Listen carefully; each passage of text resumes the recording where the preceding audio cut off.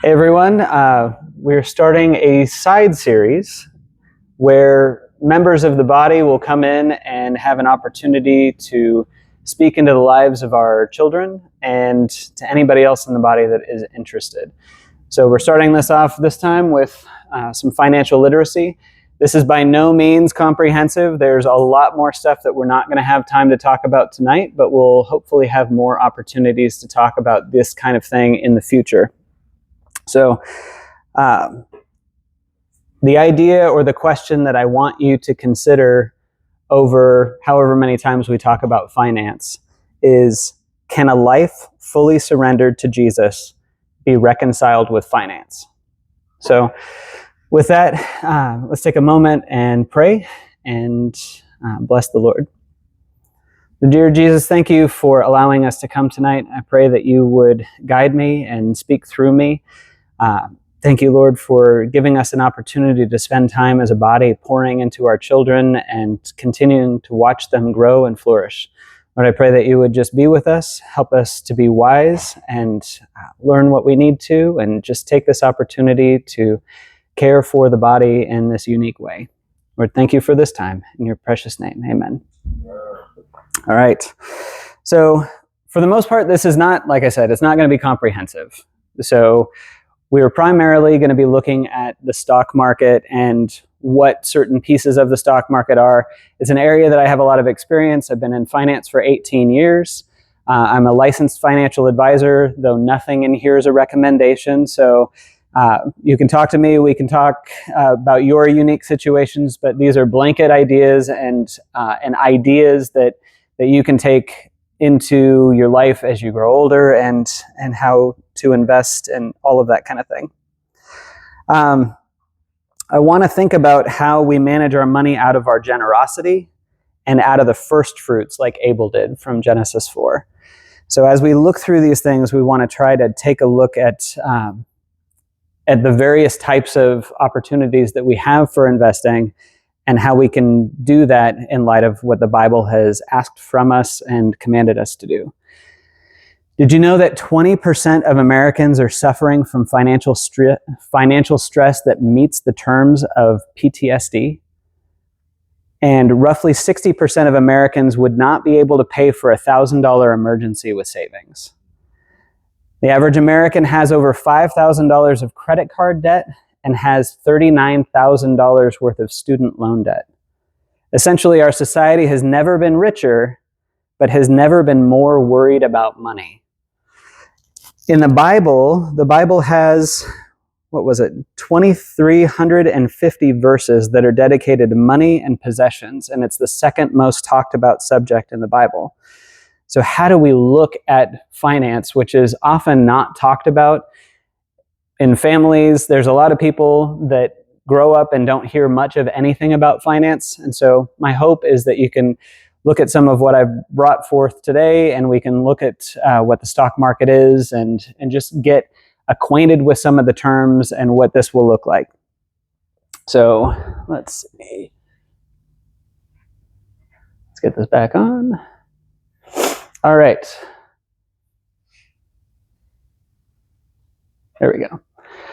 So the stock market. The stock market is effectively where you buy and sell stocks and index funds, mutual funds, ETFs. We'll talk about what those things are in the near future, but it is typically what people talk about when they ask, how's the market doing? Or if you hear somebody looking at the newspaper, they still have newspapers, reading their phone and looking at what's going on in the market, they're referring to the stock market. Among, other things, there's a lot of stock markets around the world. It's not just the New York Stock Exchange that's typically talked about. Oftentimes people will talk about NASDAQ. That's another one in the United States. But as you can see, there's a bunch more throughout the world.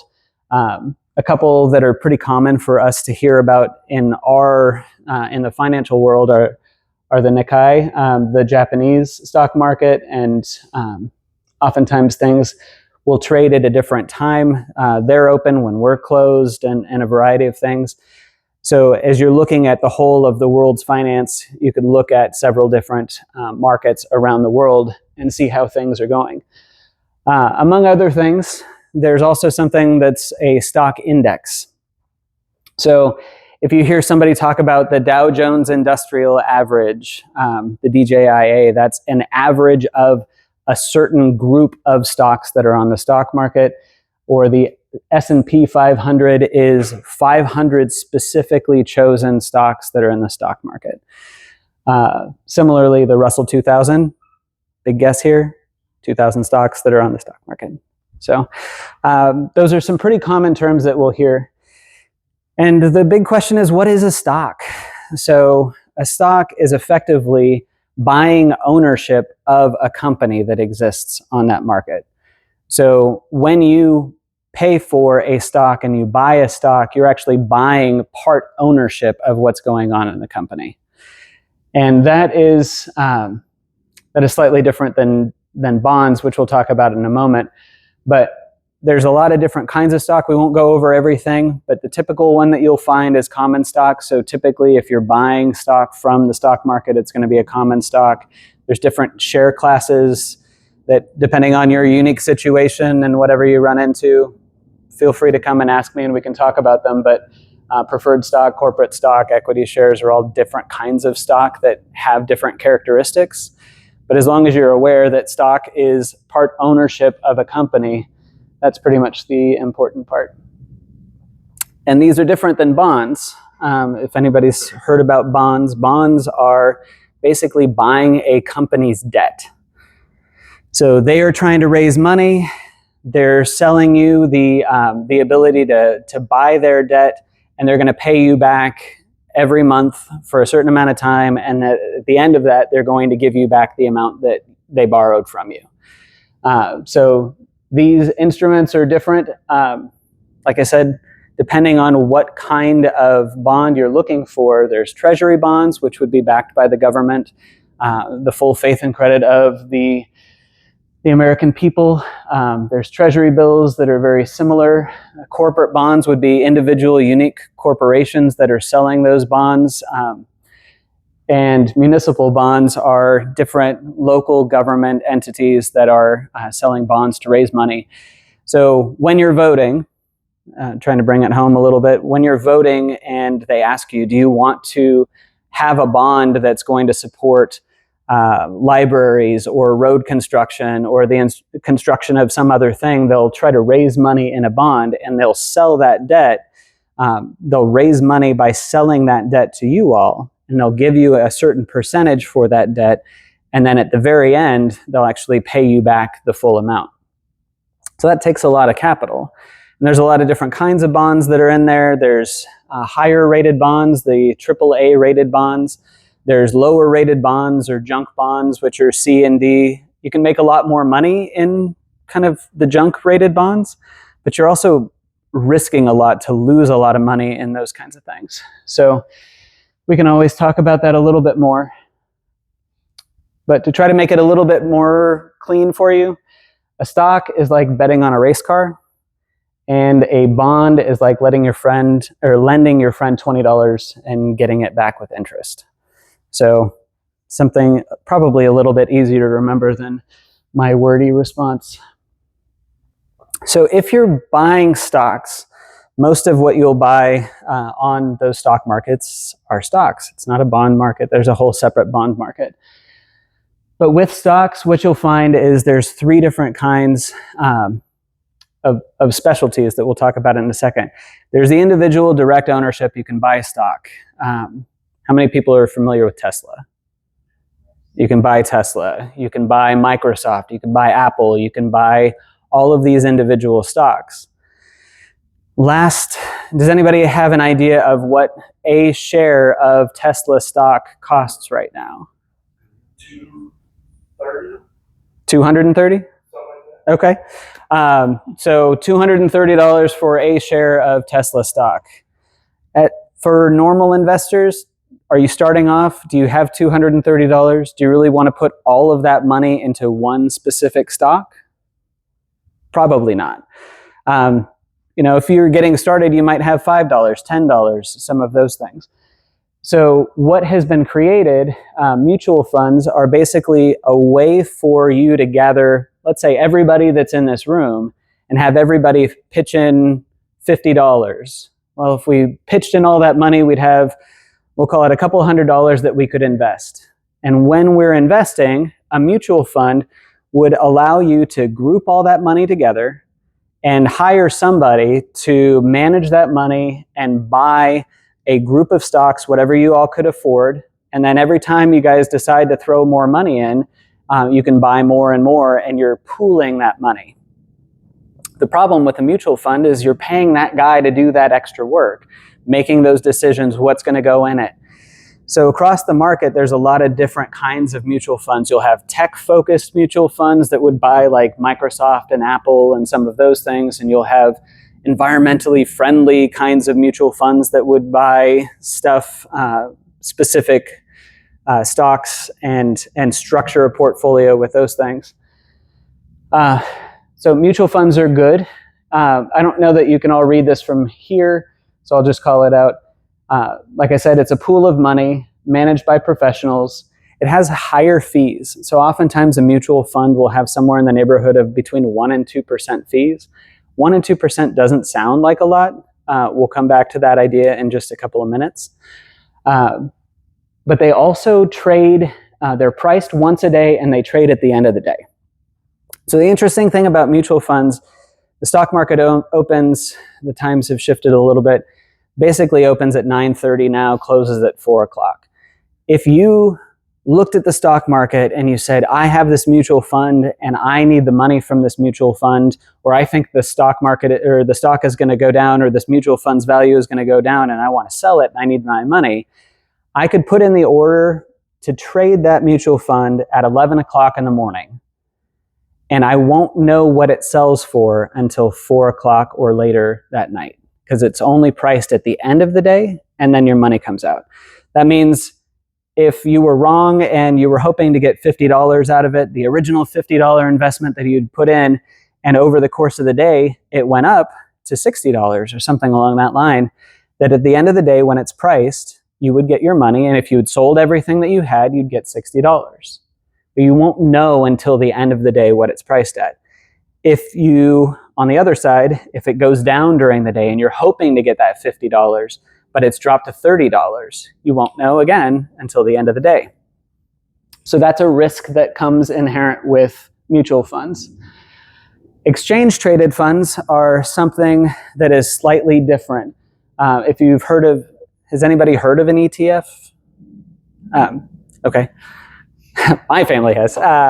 Dustin, I see that hand. ETFs are slightly different. So an ETF is kind of like a mutual fund, but it trades like a stock. So a stock, if you wanted to buy Tesla and it was $230, and you had your $230 and you said, buy it right now. Well, it's Saturday, but if the stock market's open, you buy it right now and you get whatever price it's executing at. For an ETF, they operate like mutual funds, but they trade like a stock. So still you're pooling your money together and you're grouping that money, but you're getting a lower fee and lower flexibility in the buying and selling in that same idea. 11 o'clock, the ETF is at $50 and you place the order to sell, you're going to get that $50. And that trade happens right now. You don't have to wait till the end of the day. The other benefit, like it mentions up here, is that it's better on taxes.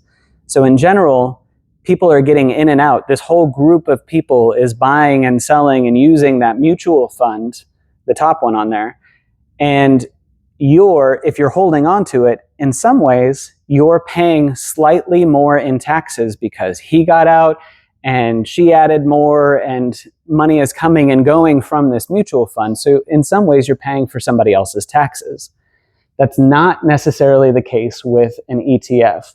So the tax implications, you bought it, it holds like a stock, and you're able to sell it and deal with it that specific way. You're only worried about your own contributions and the buying and selling of your own amount of money into that ETF. Now, my favorite on this list is the bottom one, and it's called an index fund. So I work for Vanguard. This is not a sales pitch for Vanguard, but Jack Bogle, who is the founder of my company, effectively created what's called an index fund. So remember a minute ago we talked about the Russell 2000 and the S&P 500 as different groups of stocks that are on the stock market.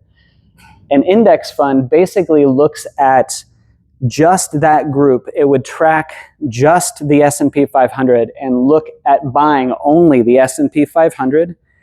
And they're not worried about paying the professional extra money to cover that and manage exactly what's in it, because they know what's in it.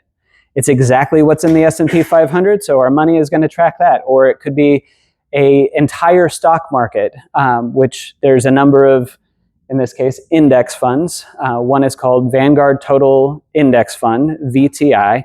The other one is a Vanguard S&P 500 Index Fund is VOO. So those specific funds will track the S&P 500 VOO and the total stock market VTI.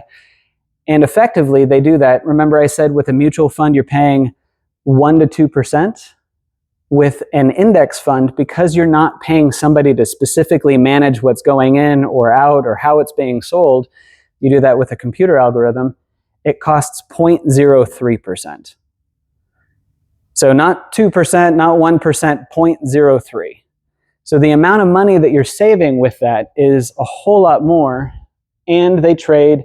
You can buy them in two different kinds. You could buy a index fund as a mutual fund, or you can buy an index fund as an ETF, but basically it's tracking the stock market in that specific way.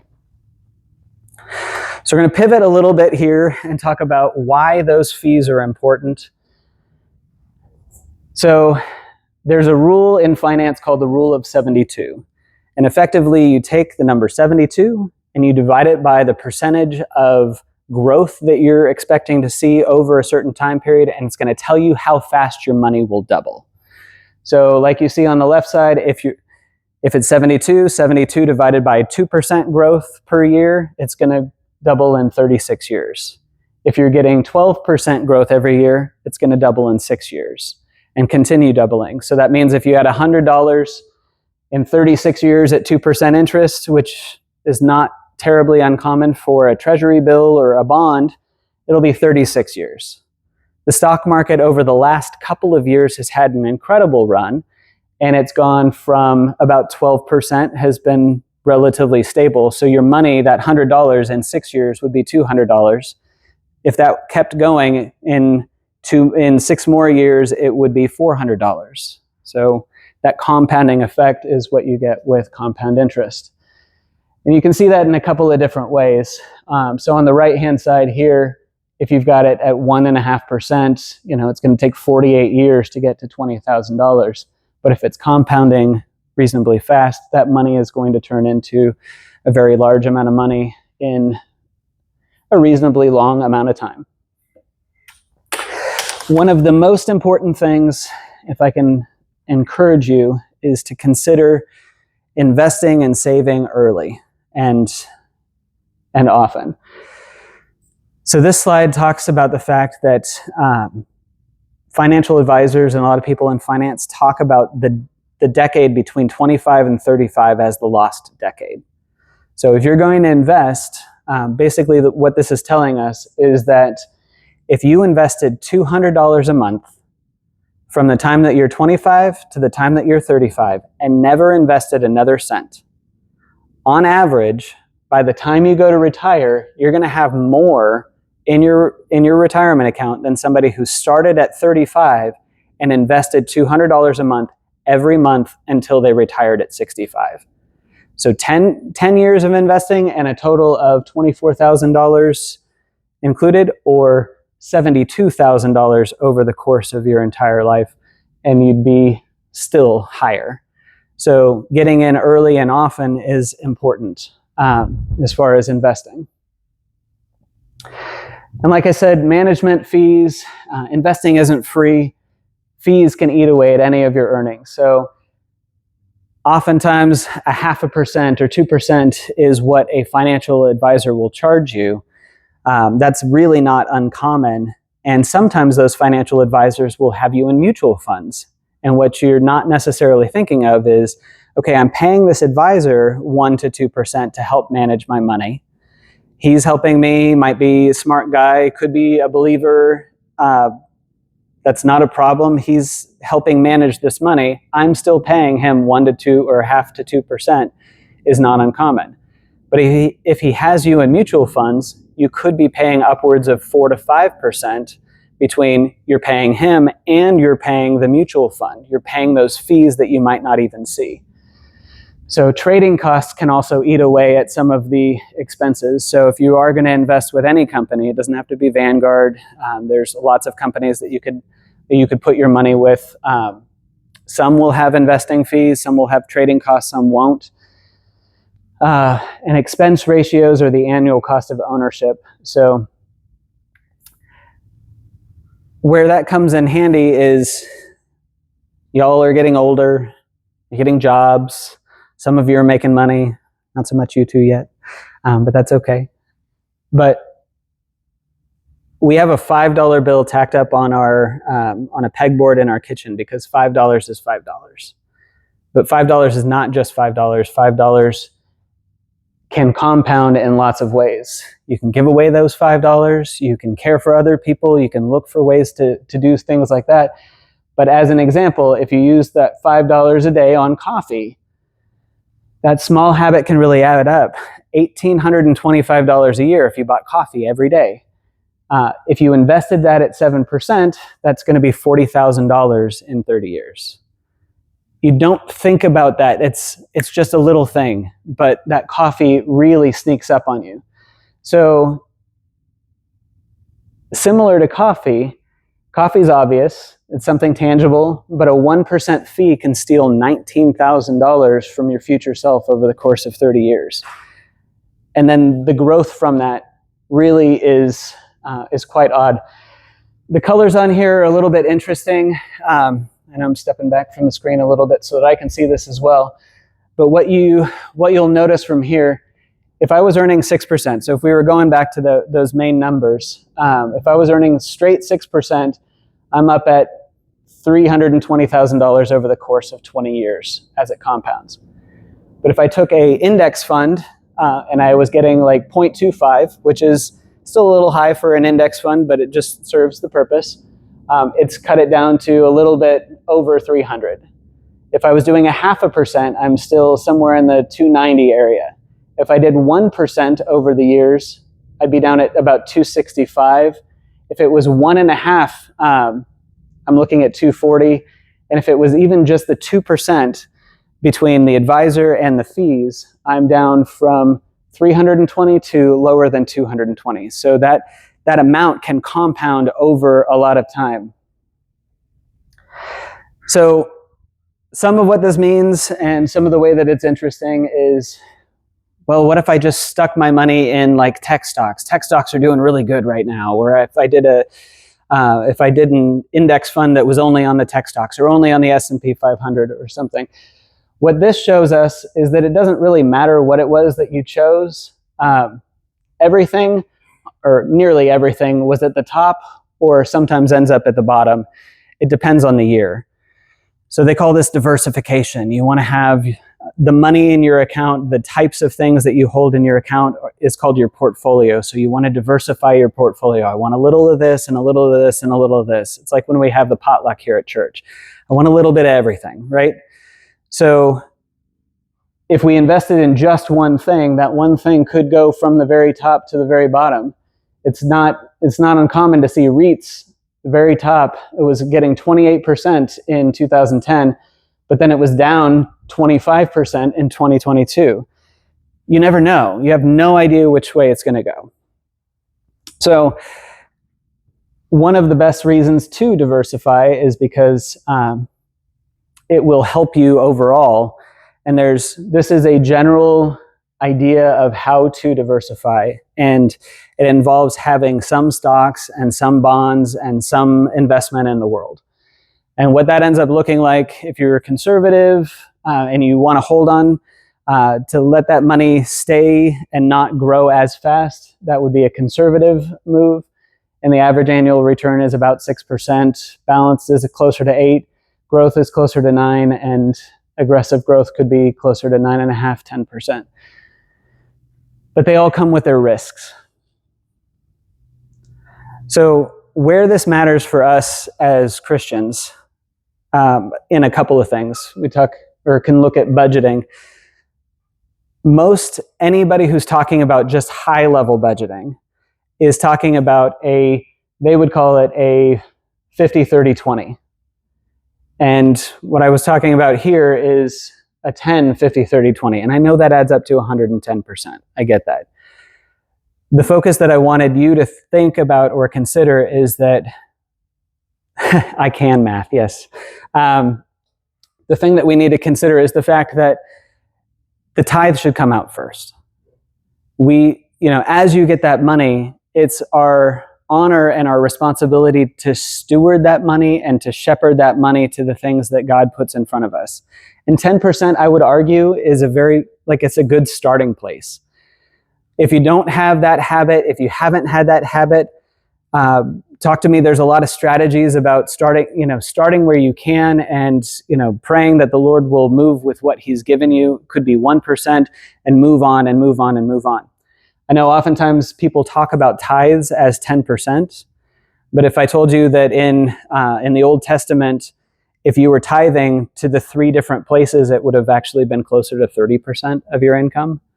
And oftentimes we are just aiming for that 10%.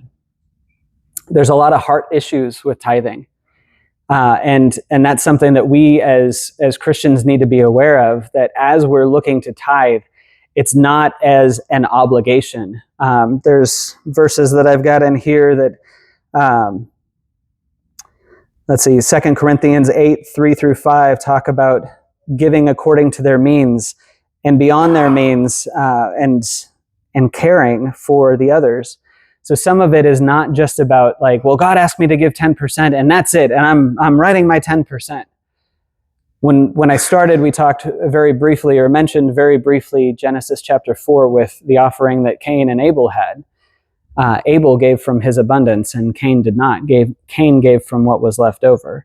And we should seek to have a heart that looks to give what we can and provide that to the Lord in a variety of ways, whether it's to the local church that we have, to other parachurch ministries. It could be taking an opportunity and hearing that one of your friends might not be able to make to the church camp because they don't have the finances, and providing a way for them to do that. So a lot of it, I was reading a book earlier today, and it was talking about the fact that even the way that Israel is structured, you have the 2 bodies of water that are connected, and one of them is dead. And if you're pouring it out and you're letting it go, that's life-giving. And if it goes from the Sea of Galilee down into the Dead Sea, and the Dead Sea is not life-giving, it holds on to everything that it can. So as we're looking and thinking about budgeting and what that might look like, if our goal is to hold on to as much as I can and not freely give what God has freely given us, then that becomes a heart issue that we can talk through. There's a lot of with money, there's a lot of things that people don't talk about.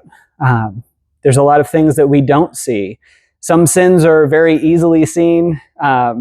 If you fall into alcoholism or drug abuse, sometimes those are pretty evident. But sometimes the finances and the heart behind those finances is really hard to see. So if you are having any questions about that, there's a lot of good people here that you can talk to. Of course. And that is not going to come back up. So I'll close that. So among other things with that budgeting, they talk about the 10%. 10%, like I said, is a good start. It mentioned 50% towards your needs, 30% towards your wants, and 20% towards a savings. And that, again, is a good direction for us to consider, but it still matters that you look and you talk to God about what he has provided you. There's a lot of different patterns, and even that one specifically, there's different ways that you can consider even how to budget. There's rich people and poorer people here. If you look at a budget as more of an opportunity of saying, how much money can I hold on to? I would argue that that's probably the wrong way to look at it. If you look at how much money can I give away, how much can I bless other people with what God has already blessed me with, that's a better way to think about it. And I think those two things oftentimes we'll look at it, and like I said at the very beginning, if our goal is to consider what a life fully surrendered to Jesus, how that could be reconciled with finance, yes, he's given a lot of stories. The parable of the person with the 5 talents and the 3 talents and the 1 talent. I would argue in a lot of ways that we're all 5-talent people. We've been blessed to be born in this country, and like I said with some of the statistics at the very beginning, the blessings that we've been given, oftentimes we've squandered in really terrible ways. We've used those things. We've gone beyond our means. We've spent money that we don't have. Like I said, $5,000 in debt and $39,000 in student debt is the average for most Americans, and that's a really tough place for a lot of people. That's not using what he's given us wisely and deliberately. So if we can live within our means, tithing off the top, giving from what he's given us at the beginning, and then handling the needs and wants and saving. Saving itself, yes, I talked a lot about finance and stocks and what are these things. Saving itself is not wrong. Saving itself to be able to bless others is a great thing. If we have a lot of people, a lot of financial advisors will talk about the fact that you'll want like 6 months of additional buffer or salary as kind of a safety net in case somebody loses their job. Like, that's a really common number that people will throw out there. One of the reasons why that's a great thing is because if you are consistently giving to your church and to tithing and to donating and caring for people, and you've got that margin, if you do lose your job, that doesn't stop. You can still bless out of the abundance that you've got. You know, there's plenty of proverbs that talk about be aware of the ants and how they save and how they structure and how they do all of these things. So being wise with your funds is not the same as, I think it's a careful, touchy topic because we need to be giving. We want to be giving, but we also need to save for a lot of things. But if we're saving only for ourselves and only considering that for ourselves, we're doing God a disservice. We're hoarding that and holding on to that, and that becomes more of a heart issue. Based on the time, the last couple of things that I was going to mention, and I don't have the slide that'll show up here anymore, is kinds of accounts. So there's a lot of different places that you can put your money depending on how much money you have. So there's the main things that a lot of people have access to are referred to as like brokerage accounts. And so that's with money that you've already paid taxes on. You'll have a traditional taxable account. And so anything that you've already paid taxes to the government, you can put that into a typical traditional brokerage account, and that money will grow. And then when you pull that money out, if there's growth on that money, you'll pay taxes on it. The government in America has different kinds of accounts called tax qualified accounts. Probably the ones that most of you would have heard around are 401ks. It doesn't mean you have $401,000 in the account. So they're not just giving you that money. But a 401k is a qualified vehicle that you can put that money in, and there's a maximum that you can contribute every year, and that money can grow. And there's 2 different types of 401ks. One is a regular 401k that is a typical one, and that money comes out of your taxes and goes into the 401k. and it grows, and then when you retire and you take that money, it gets taxed. Or there's what they call a Roth 401k, and you pay taxes on that today, and then any of that money that goes in and grows, you get tax-free. So there's different strategies depending on your need as far as like the types of accounts. There's a lot more that we can talk about with any of this. But this is, like I said, this is just kind of scratching the surface with finance in general and the stock market and types of accounts and what all is there. But I have been talking for about 40 minutes. Do we have any questions? We don't have to. That's okay too. You think people talk about being financially independent, right? Where you don't have to really rely on a salary job or a job for income. Yeah. Do you think that's biblical? Ooh, that is probably beyond the scope of this conversation. I think, so Lou's question was whether financial independence and retiring is biblical. I would think that a lot of it has to do with the heart issue and what you're planning on doing in retirement. So if your plan in retirement was based on sitting on the beach somewhere sipping pina coladas, I would not say that that's biblical. If you're looking for an opportunity to become financially independent so that you can free up your time and you can go on missions trips and you can bless others and you can do more of that, then I think that that's a viable pursuit. But a lot of that comes to a heart issue and how you're actually going to use it. So I can't just blanket say yes or no. It's one of the really tough things. But Lou brings up a really interesting point, is there's a lot of finance books out there. One of them is called Your Money or Your Life. And it really talks about that, we'll say from the world's perspective, those are really the only two things. You're working or you've got money.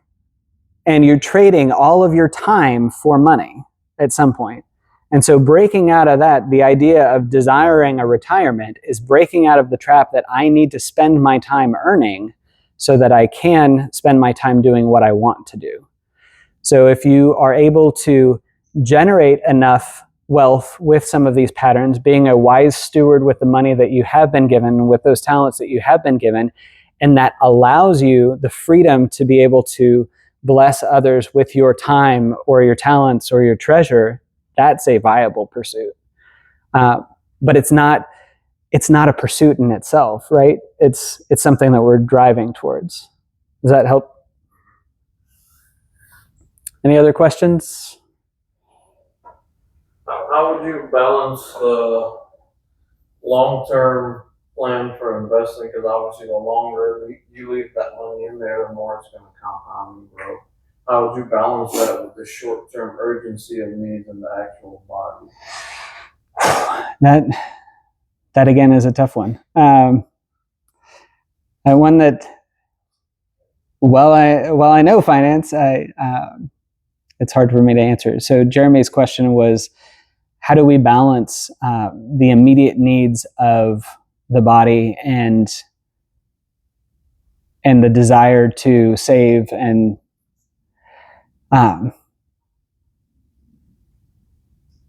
goodness, there was. Don't you think you just have to be led by the Holy Spirit? Yes. I personally invested a lot of money in stocks before I was married. And I remember one time, the Holy Spirit just woke me up and said, sell, I think it was Merck, and give it to this person overseas. And I did. I just sold, I don't know, maybe $5,000 or something. This is when we were like in our 20s. And that person said, oh my gosh, like our radio station, which reaches like the Muslim world, just broke down. Like, and I needed $5,000. I just got off my knees saying, you know, like, God, where's it going to come from? Mm-hmm. The Holy Spirit woke me up. So I think, like, I had no plan to sell that, but I think it's just listening to God. I mean, right? It's just, Yeah, I would say that there's a lot of that. There's no one blanket strategy, but prayer and seeking counsel and wisdom is definitely part of that. There's going to be, I believe it was Jesus that said that there will always be needs. And so I think the book that I mentioned that I was reading this morning was talking about the fact that there's this fundamental question of, in order to follow Christ, do I need to give every cent that I have? And I think there's a fundamental difference between every cent that I have and everything that I have. If you are giving and you are living the life the way that the Lord is asking you to live and looking to Him for discernment on how to live, and if that means that He wakes you up in the middle of the night and tells you to sell X amount of dollars of this and give it to this organization, like, listen, be wise, and follow what the Lord is prompting you. But at the same time, if there are ways for you to help build in, it might be, I'm not saying that it is, but it might be a more viable pursuit if you have the ability to grow that fund, to make it so that you can fund an annual thing for that ministry. And there are people that are believers that are rich. And a lot of them that I've seen want to use that and pour that out and are looking for opportunities, not just to provide handouts or anything like that, but they're looking for ways that they can care for people, but they also need to make sure that they're doing it wisely. Because, I mean, like I said, there's always going to be somebody who has a need. And knowing, I mean, we've had people in our Bible studies that, oh, I have a need, my car broke down. Well, going back to the coffee thing, every time you show up, you're bringing $40 worth of Bojangles. You can't tell me that you have this need and that we need to give to you because you have this solid need. There needs to be wisdom and accountability and care in that. And sometimes what seems like it would be a blessing would almost be more of a curse.